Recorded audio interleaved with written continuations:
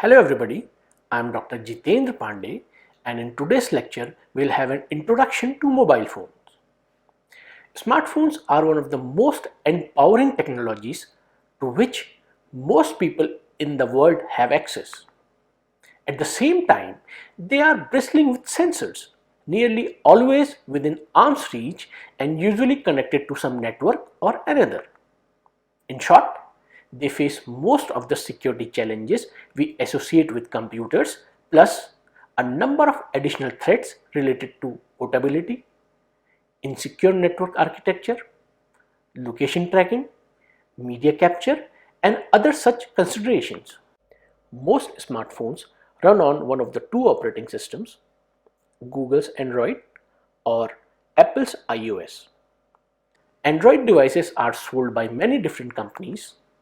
Their software is often modified by their manufacturers and by service providers who hope and sometimes require that their owners will rely on and pay for access to their mobile phone networks. iOS works only on Apple devices and make it much more difficult to run applications that have not been approved by Apple. The reliability of operating system updates is one of the most important consideration when buying an Android smartphone. Some cheaper models do not provide access to updates that are needed to fix important security flaws. This could leave you vulnerable to malware or other attacks. Best practices for physical phone security. Restricting physical access to your mobile phone is the first line of defense for the information it contains. You should keep it with you all the times, except where doing so presents a specific security risk. This applies to SIM cards and flash memory cards as well. Even if you are concerned about malware or advanced surveillance, it may be safer to remove the battery and keep the device with you rather than leaving it unattended.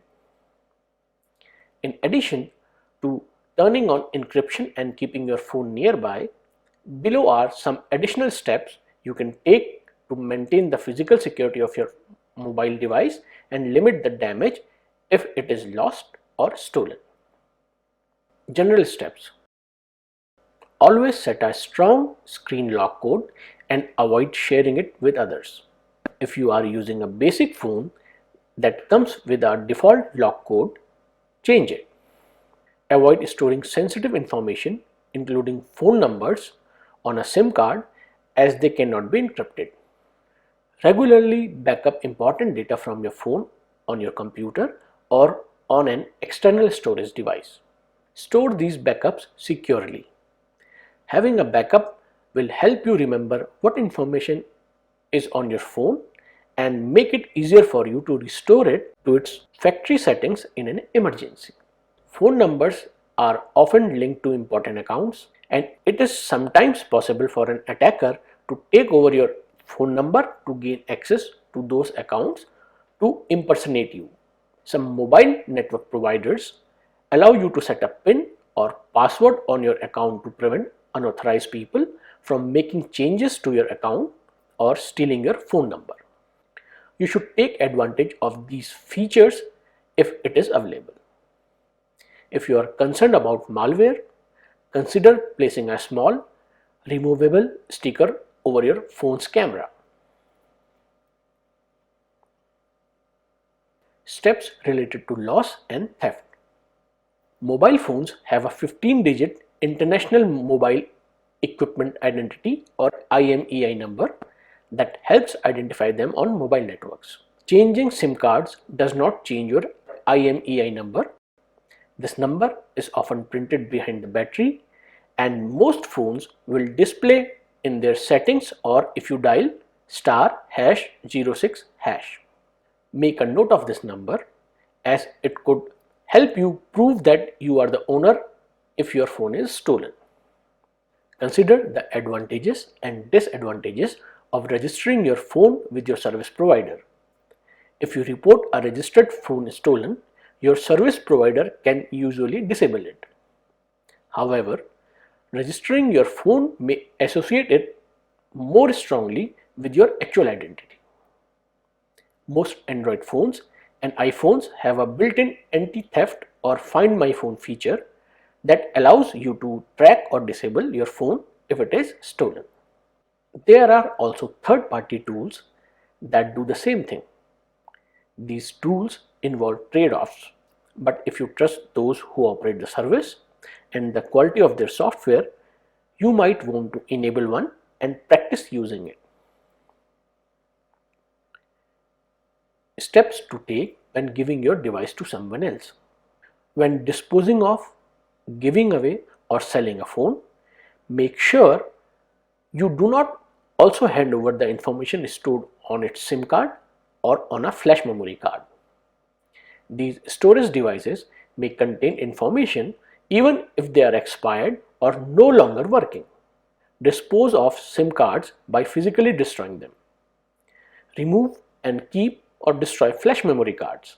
The best way to protect data on the phone itself is making sure it is encrypted and then reset the device to its factory settings. Try to use trusted phone dealers and repair shops. This reduces the vulnerability of your information when getting second-hand phones or having your phone repaired.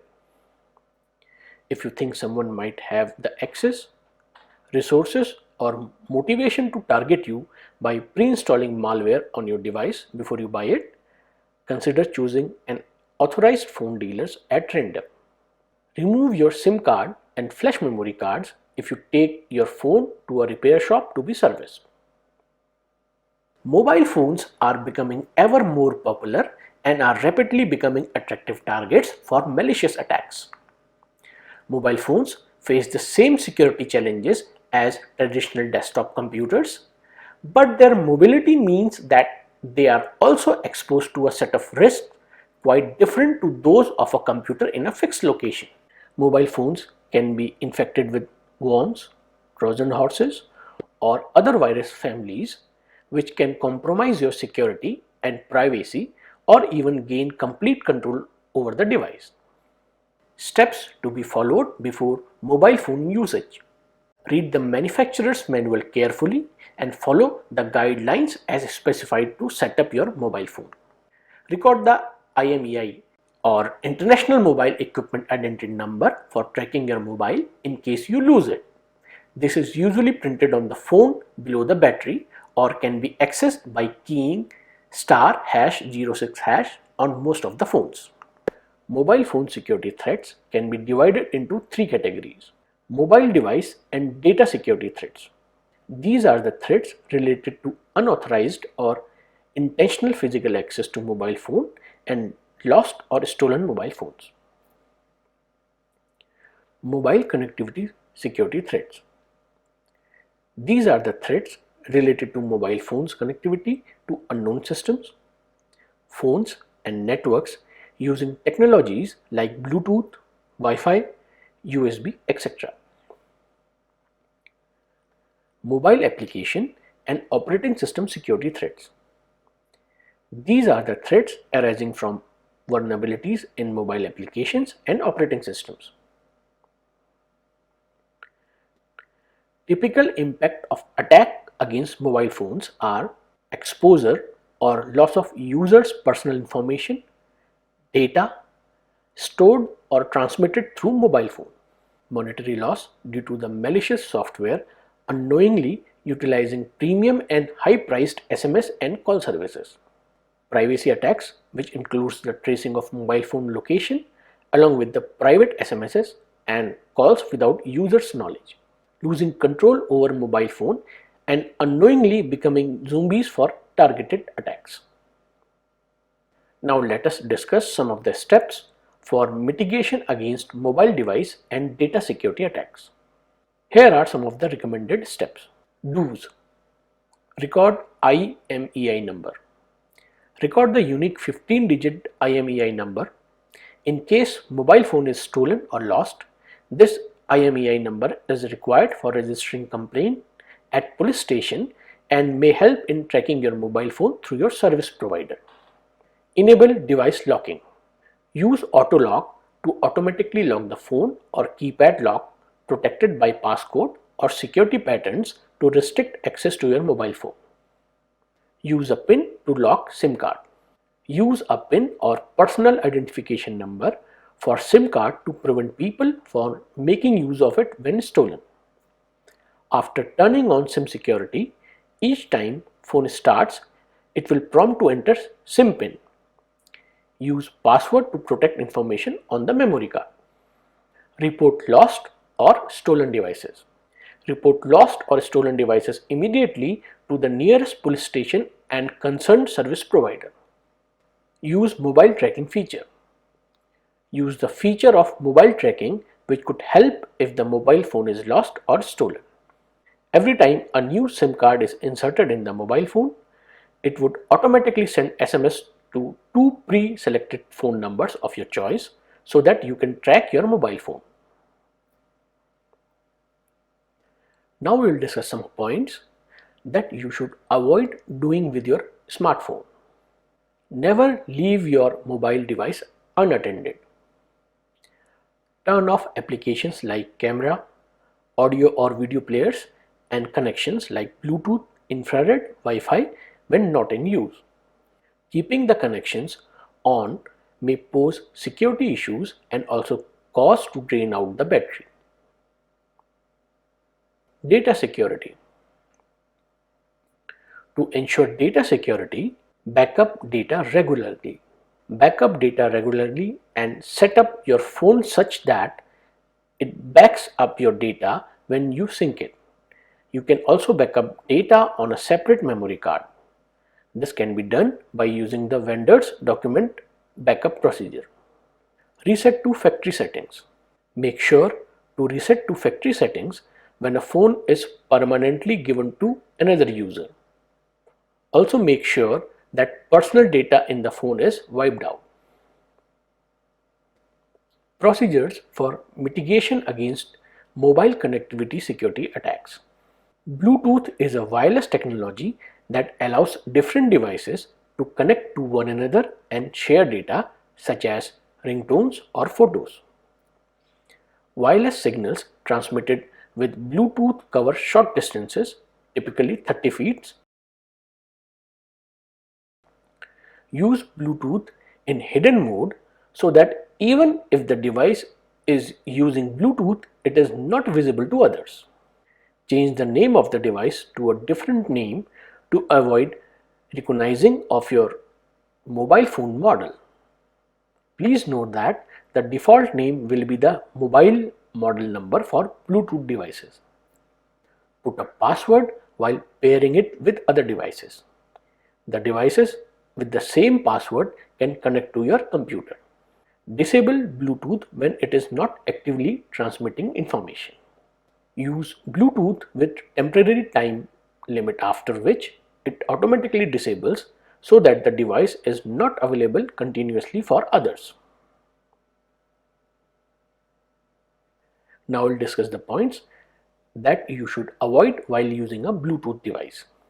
Never allow unknown devices to connect through Bluetooth. Never switch on Bluetooth continuously. Never put Bluetooth in always discoverable mode, as attackers can take advantage of its default always on, always discoverable settings to launch attacks. The mobile phones can be used as USB memory devices when connected to a computer. A USB cable is provided with the mobile phone to connect to computer. Your mobile phone memory and memory stick can be accessed as USB devices. When a mobile phone is connected to a personal computer, scan the external phone memory and memory card using an updated antivirus. Take regular backups of your phone and external memory card because if an event like a system crash or malware penetration occurs, at least your data is safe. Before transferring the data to mobile from computer, the data should be scanned with latest antivirus with all updates. Never keep sensitive information like usernames or password on mobile phones. Never forward the virus affected data to other mobiles. Now let us discuss about Wi-Fi settings. Wi-Fi is short for wireless fidelity. Wi-Fi refers to wireless networking technology that allows computers and other devices to communicate over a wireless signal. Many mobile devices, video game systems, and other standalone devices also include Wi-Fi capability, enabling them to connect to wireless networks. Connect only to the trusted networks. Use Wi-Fi only when required. It is advisable to switch off the service when not in use. Beware while connecting to public networks as they may not be secure. Never connect to unknown networks or untrusted networks. Now let us discuss guidelines for mitigation against mobile applications and operating system attacks. Update the mobile operating system regularly. Upgrade the operating system to its latest version. Always install applications from trusted sources. Consider installing security software from a reputed provider and update them regularly. It's always helpful to check the features before downloading an application. Some applications may use your personal data. If you are downloading an app from a third party, do a little research to make sure the app is reputable. Now let us discuss guidelines for storing information on your smartphone. Smartphones come with large data storage capacities. Unfortunately, the data stored on your device can be easily accessible by third parties either remotely or with physical access to the phone. In this video, we will discuss about the precautions you can take to encrypt any sensitive information on your phone by using specific tools. We will first discuss data encryption tools. Recent iOS devices have strong encryption turned on by default as long as you set a strong passcode. Android supports device encryption as well, and you should enable it. Android also allows you to encrypt the data on any flash memory card such as micro SD cards if you use them. When you turn on an encrypted phone and enter your passcode, it allows you to access and modify the contents on it. This means that someone with physical access to your encrypted smartphone while it is powered on and unlocked can still access your data. For the strongest protection, when crossing a border, for example, or passing through an airport security, you should turn your device off completely. As usual, there are trade-offs. If you believe you might need the ability to make an emergency call on short notice, for example, it might be worth taking the risk of leaving your phone powered on and just locking the screen. If you are not able to activate full disk encryption, or if you need extra security for particular files, you might want to install a few additional Android tools. Some apps encrypt their own data, and the Open Keychain app allows you to encrypt other files. If you use it alongside K9 Mail, you can also send and receive encrypted email. Apps like these can help you protect your sensitive data, but you should still enable device encryption if possible. It is important to minimize the amount of sensitive information you store on your device, especially if device encryption is not an option. Some phones have the ability to disable the logging of phone calls and SMS text messages, for example. You could also adopt a policy for deleting sensitive entries from your call and message history. You can store most of your passphrase in a single encrypted files on an Android device by installing a FOSS tool called KeePassDroid. This app allows you to remember a single, strong master passphrase and use it to look up your other passphrases. This, in turn, makes it possible to choose a strong, unique passphrases for all of your accounts without having to memorize them. KeePassDroid also provides a random password generator you can use when creating a new account. There is a similar tool for iOS devices called Mini KeePass. Now we are going to discuss another important aspect of smartphone security, that is sending email from your smartphone. In this section, we'll briefly discuss the use of email on smartphones. In the first instance, consider if you really need to use your smartphone to access your email. Securing a computer and its content is generally simpler than doing so for a mobile device such as a smartphone. A smartphone is more susceptible to theft, monitoring, and intrusion. If it is absolutely vital that you access your email on your smartphone, there are actions you can take to minimize the risk. Number one is, do not rely on a smartphone as your primary means for accessing your email. Downloading and removing emails from an email server and storing them only on your smartphone is not advisable. You can set up your email application to use only copies of emails. And the second one is, if you use email encryption with some of your contacts, consider installing it on your smartphone too. The additional benefit is that encrypted emails will remain secret if the phone falls into wrong hands. Storing your private encryption key on your mobile device may seem risky, but the benefit of being able to send and store emails securely encrypted on the mobile device might outweigh the risk. Consider creating a mobile-only encryption key pair using APG for your use on your smartphone, so you do not copy your encryption private key from your computer to the mobile device.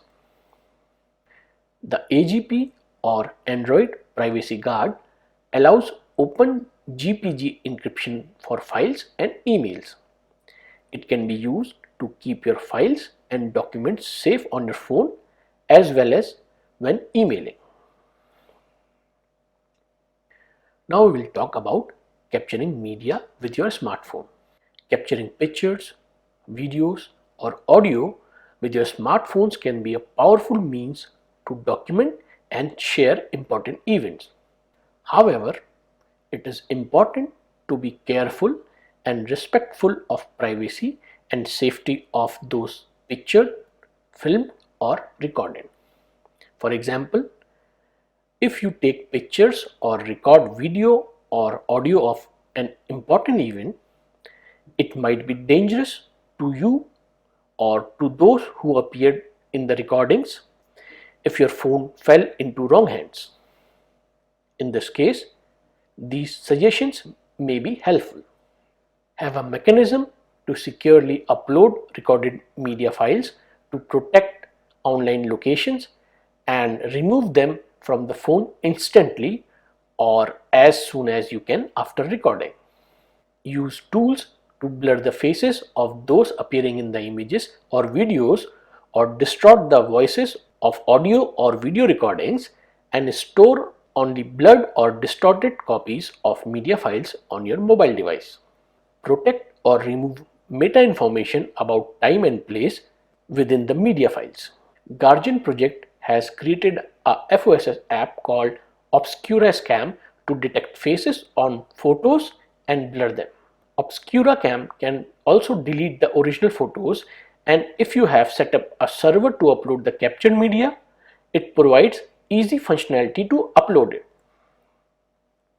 Now we will discuss about accessing the internet securely from your smartphone. The access to contents on the internet or publishing material online such as photos or videos leaves many traces of who and where you are and what you are doing. This may put you at risk. Using your smartphone to communicate with the internet magnifies this risk. Smartphones allow you to control how you access the internet via wireless connection provided by a access point such as an internet cafe or via mobile data connection such as GPRS or Edge provided by your mobile network operator. Using a Wi-Fi connection reduces the traces of data you may be leaving with your mobile phone service provider by not having it connected with your mobile phone subscription.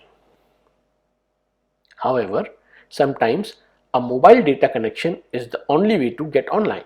Unfortunately, mobile data connection protocols like Edge or UMTS are not open standards. Independent developers and security engineers cannot examine these protocols to see how they are being implemented by mobile data carriers. In some countries, mobile access providers operate under different legislation than internet service providers, which can result in more direct surveillance by governments and carriers. Regardless of which path you take for your digital communications with a smartphone, you can reduce your risk of data exposure through the use of anonymizing and encryption tools. To access content online anonymously, you can use an Android app called Orbot. Orbot channels your internet communication through a Tor's anonymity network.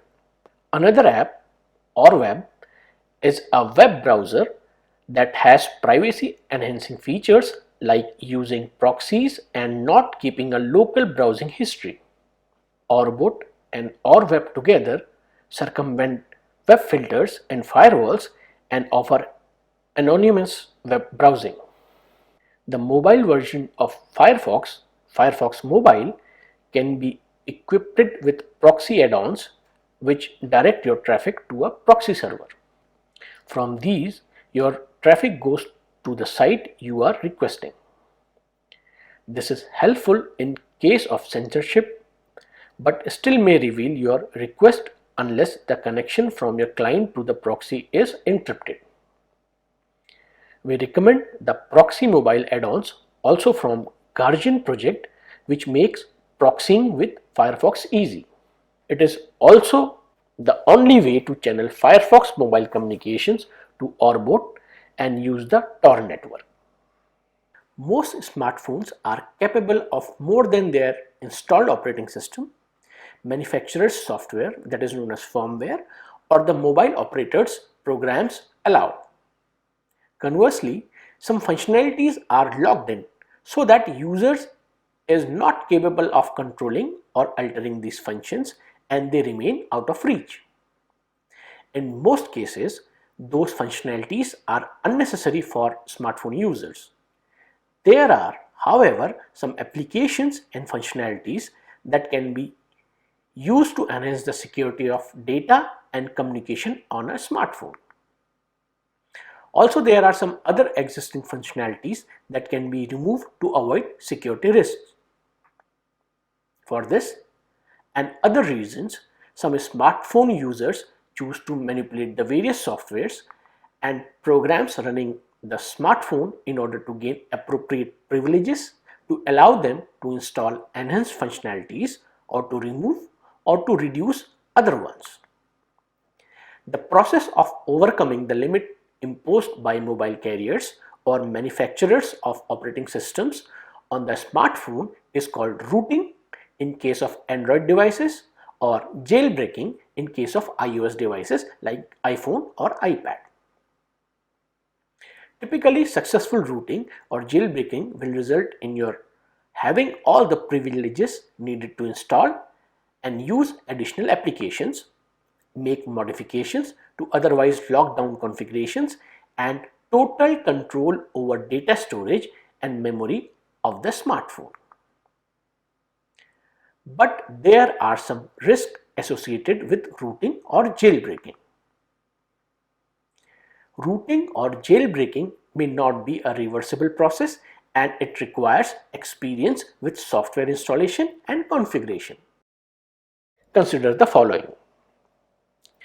There is a risk of making your smartphone permanently inoperable or breaking, that is turning it into a brick, which means that it is of no use. The manufacturer or mobile carrier warranty may be voided, and in some places this process may be illegal. But if you are careful, a rooted device is a straightforward way to gain more control over your smartphone to make it much more secure. There are some alternative firmwares that you may consider to install. Firmware refers to programs that are closely related to a particular device. They are in cooperation with the device's operating system and are responsible for basic operations of the hardware of your smartphone, such as the speaker, microphone, cameras, touchscreen, memories, keys, antennas, etc. If you have an Android device, you might consider installing a firmware alternative to further enhance your control of the phone. Note that in order to install alternative firmware, you need to root your phone. An example of an alternative firmware for an Android phone is Cyanogen mode, which, for example, allows you to uninstall applications from the system level of your phone, that is, those installed by the phone's manufacturer or your mobile network operator. By doing so, you can reduce the number of ways in which your device can be monitored, such as data that is sent to your service provider without your knowledge. In addition, Cyanogen mode ships by default with an OpenVPN application, which can be tedious to install otherwise. VPN or virtual private network is one of the ways to securely proxy your internet communication. Cyanogen mode also offers an incognito browsing mode in which history of your communication is not recorded on your smartphone. Full device encryption. If your phone is rooted, you may consider encrypting its entire data storage or creating a volume on the smartphone to protect some information on the phone. Luke's Manager allows easy, on-the-fly, strong encryption of volumes with an user-friendly interface.